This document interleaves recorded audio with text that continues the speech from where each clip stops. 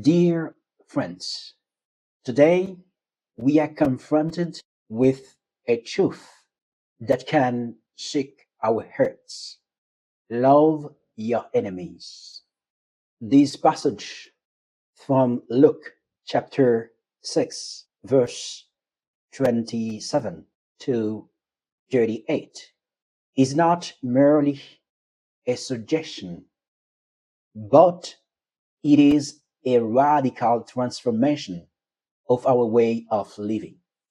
It invites us to oppose evil to good, to say we should love our enemies may seem scandalous and unacceptable to our human minds. But how have we come to this point? To understand this requirement, let us turn to Leviticus chapter 19, verse 18. You shall not take vengeance. You shall love your neighbor like yourself.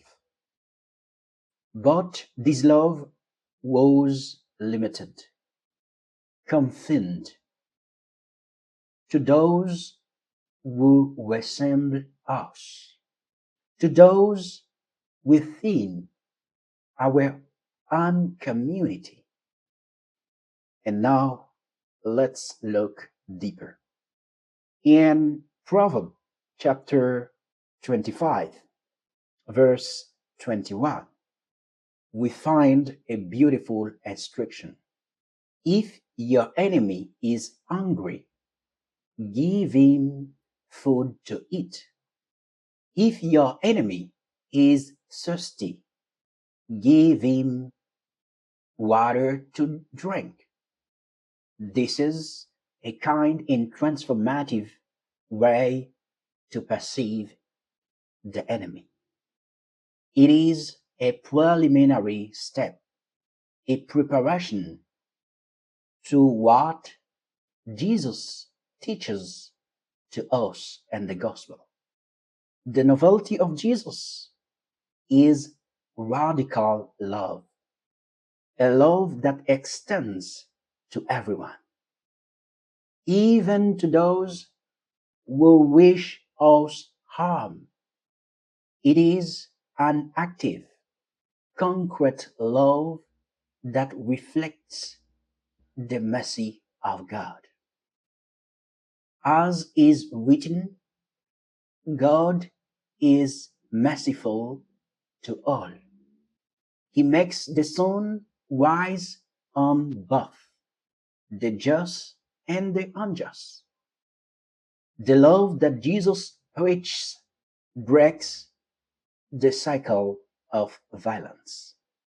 In Jesus' time, the Jews rose under the Roman occupation, so waiting for a Messiah who would come with power.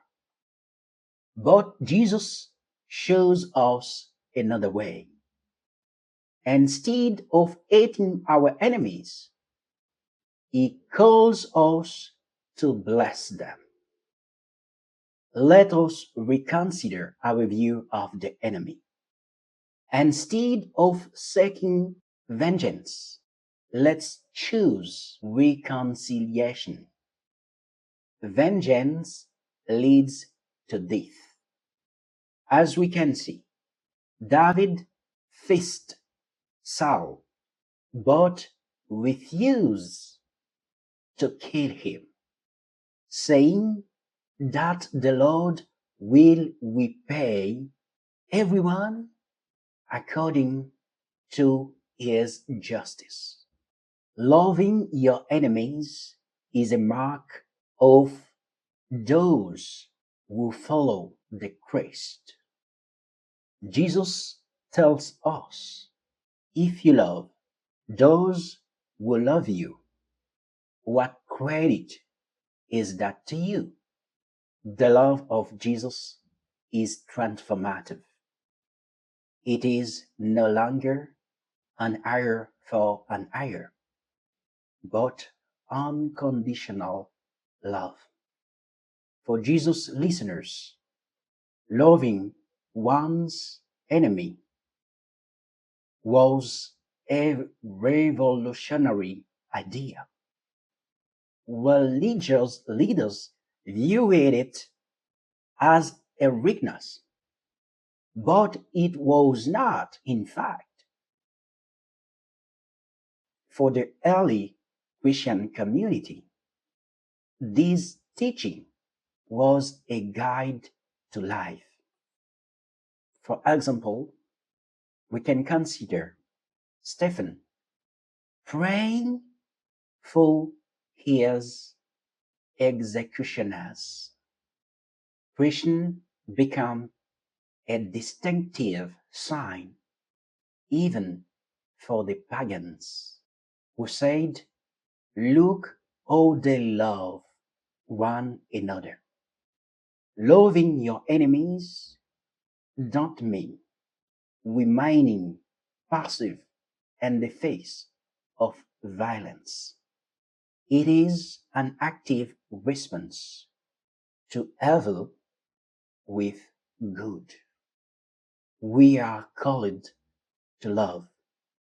We are called to forgive, not to let hatred consume us. These may take time, but it is a liberating process.